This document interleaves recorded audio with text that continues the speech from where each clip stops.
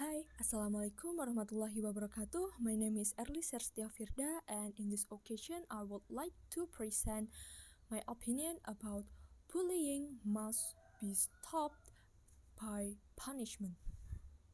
Alright, talking about bullying. Bullying is becoming increasingly widespread. Always was the first person who introduced the concept of bullying in 1973. Bullying itself is an aggressive behavior, namely acts of crime or making individuals feel helpless. It often occurs in school and everyday environment. This act of bullying is detrimental to the victims and affects their psychology. Not infrequently, acts of bullying lead to fatal impacts on the victim's health and even death. From the many acts of bullying that continue to claim victims, of course, I feel that firm action is needed against it. Several things that make it mandatory to punish bullies are: first, the bully must bear the risk of his actions. The bullies are mostly children who behave badly, feel powerful, and want attention. And the attention here is validation that he is indeed a great person, maybe, and sometimes he also feels jealous of his victims and doesn't want to lose with him. It is like the case of bullying that befell to the son of Indonesian actor Boy Hamza, because his son is being bullied because the perpetrators of bullying is jealous of his son is more handsome than the bully. And if no other party steps in to handle it, then the bully will continue to feel that he is great and what he is doing is right. We have often encountered that in case of bullying, both in the school and environment in the community, the bully needs to be punished so that he knows and realize that his actions were wrong. Whether they are minor or adults, then this is necessary so that the bully feels deterred.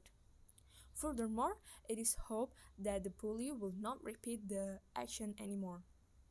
And the second is bullying causing harm to the victims.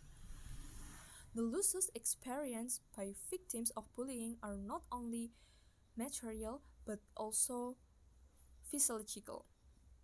The victim will lose self-confidence. Apart from losing confidence, the victims also experience deep trauma. For example, those who are bullied at school are often reluctant to go to school anymore because they are afraid they will experience the same thing. From this, we can see that the victim will suffer losses because he missed the lesson at the school. And not only that, victims are also forced to experience material losses. How could that be? In some cases of severe bullying, the victim has to suffer injuries to part of his body. In fact, in Bekasi, a child's legs had to be amputated because he was a victim of bullying by his classmates.